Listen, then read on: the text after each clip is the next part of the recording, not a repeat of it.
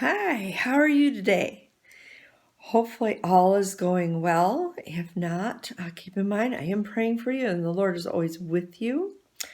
Um, we're going to go ahead and start with our verse today. Today is the last day for our verse.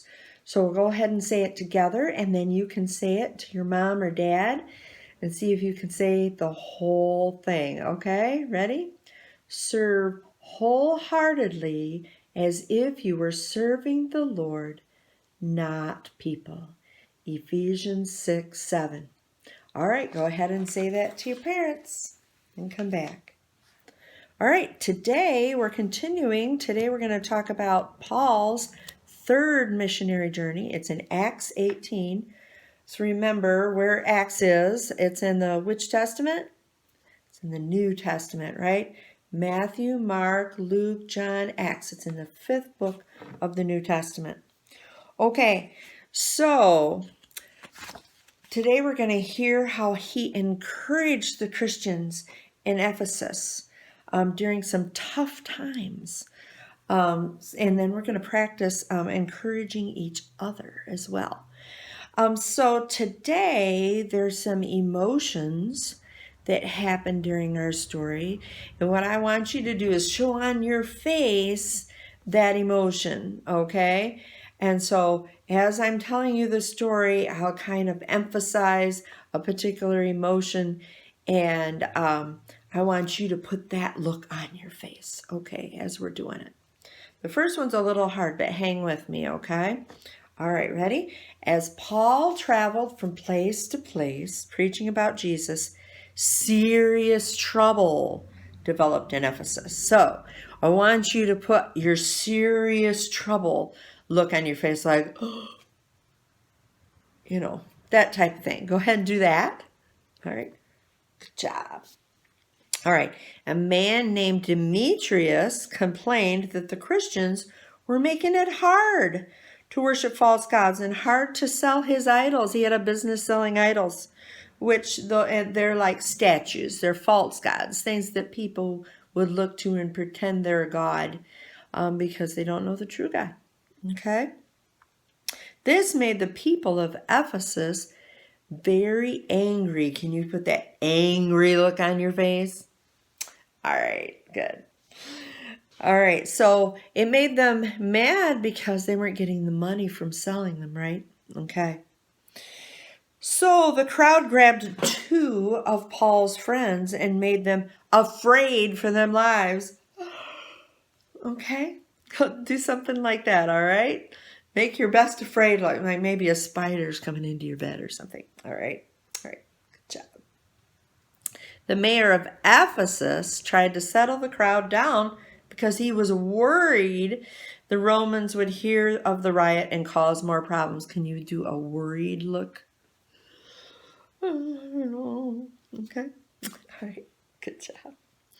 All right. Once the mayor convinced the crowd to let Paul's friends go, Paul sent for the other believers and encouraged them. Can you make a face of encouragement? I think even just a smile is a great encouragement, but maybe there's something else that you know how to do. Anyway, good job. Paul probably reminded the believers of what Jesus said. I'm sure he prayed for them. That's a kind of encouragement too, right? Sure. So, how can you tell when someone is upset? Sometimes by the look on their face, right? This is exactly what our point was, I think. All right. So sometimes by the look on their face, sometimes if they're very quiet, okay? Or if they seem distracted, like maybe you're talking to them and their mind is somewhere else, you can tell by looking at them. A lot of times you can tell by looking at them, right? Yeah. So what do you think it means to encourage others? Talk about that a little bit. Okay? It means to give them hope, uplift them, right? Yeah. And we can do that in a lot of different ways, which we'll be talking about in a little bit. Okay, when we encourage others, we make them feel better, we give them hope. He showed how much he loved and cared for others by telling them about Jesus, which is a way we can do it too, right? Okay, and just as Paul encouraged the Christians in the church, we can encourage other Christians too. All right, so there's a couple of things I want to do with you today. One is I want you to hide something. Find something you can hide. Maybe, oh, here, I've got something really cool that I could hide if I had you here. I had a tomato that kind of had a nose this year, so I made Bob. But anyway, I could hide Bob, okay? And then have somebody else go looking for Bob. And as they're looking, you say things of encouragement to them, like, oh, you're getting closer, okay? Or, oh, keep trying, you're almost there. You know, things like that. Or you're doing a great job. All right, just like I did with my thumbs up during the story, right? But anyway, and then of course when they find Bob, give him a hug and say tell them they did a great job. All right? All right. So anything in your house doesn't have to be a silly tomato like Bob. Anyway, okay. So after you've done that, then I want you to think of some ways that you can encourage people today. All right? So, and maybe make a list. All right? Maybe write it in chalk, whatever. Make some ways that you can encourage people. Let's go through some together, okay, real quick. There's different ways to encourage people. For instance, you can pray for them. You can hug them. Tell how much you love them. You can give them the thumbs up or a high five, okay? You can show them a Bible verse, okay, that would encourage them. I've done that lots of times. Verses like, you know, ones that tell them that Jesus is always with them. You know, that's one of the things that Paul did.